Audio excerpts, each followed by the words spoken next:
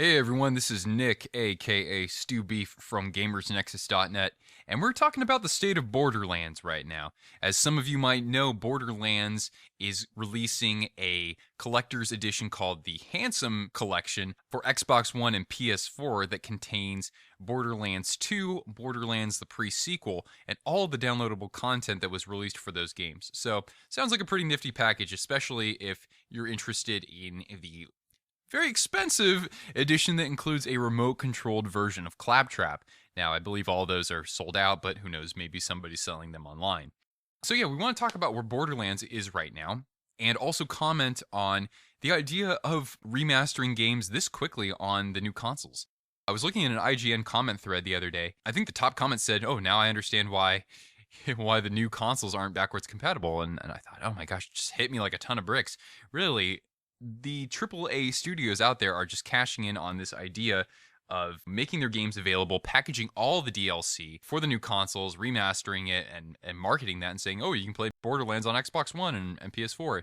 It'll look better, and it has all the DLC, so you won't miss anything. I mean, as a gamer, I think it's convenient to have all of that as one package, but here we are talking about, who knows, maybe a missed opportunity to develop new IP. I'm not going to criticize any studios in particular, but that's something that as a consumer on that end of things, you might question that. That said, what Borderlands has done recently, as we know with Tales from the Borderlands, is continue to expand its universe in new ways. So, first of all, Tales from the Borderlands is an adventure game that really doesn't have any of the same kind of gameplay that we know from the Borderlands games. It's mostly point-and-click adventure and dialogue-driven, so you don't really get that in Pandora normally. But with that, it has the same Borderlands presentation, the same sort of visuals. Some of the characters appear from that. So I think it's interesting that that universe is being fleshed out and that it's being extended to other teams. Not only just Telltale Games, but also 2K Australia, who developed Borderlands the pre-sequel. So 2K is definitely looking to push this as much as they can. Whether or not they're going to develop new IP for it, that has yet to be revealed. But we can expect that if they generate enough sales and demand to keep doing things with Borderlands, not only will you have re-releases like this Handsome Collection, as it's called, but you'll also have 2K investing in doing more with Borderlands, whether that's a first-person shooter RPG hybrid, or it's an adventure game, or it's a turn-based tactics game, which I think that's a multi-million-dollar idea right there. So yeah, I mean, they could do with the new consoles. There's enough time. We don't know if it's going to be a 5-year console cycle or a 10-year console cycle, but that should be enough time to develop something that they have established, welcomed, favored IP for.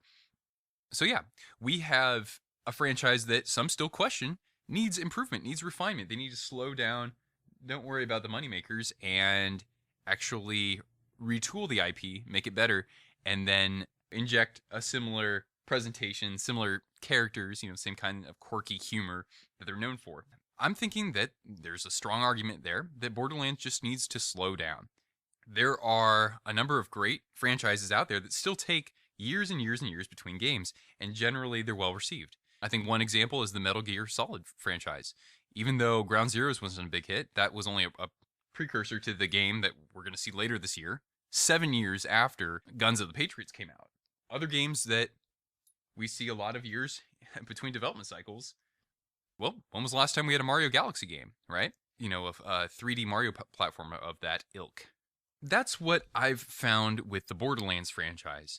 I believe that there are tweaks to the formula that need to be made to make the experience better for people who are questing for loot and for people who want to see more added to the vehicular combat. I think that's something that could be developed more as well. There's a chance to possibly put dialogue trees and critical decision making in Borderlands. That's possible as well. And I think that venturing that way with Telltale, that could yield that in a future game, right? Whether that's a continuation of the universe as we see it or as rewriting the universe.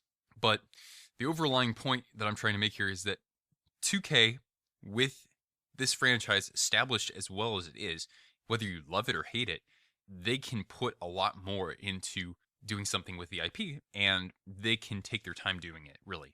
Because we don't want anything that's rushed or is a simple cash grab for them, right? We don't want the repetitiveness of the pre-sequel. We don't want the issues with the loot dropping in Borderlands 2. I think that visually and mechanically, this is generally a sound game, but there are those additions that could make this a stronger franchise.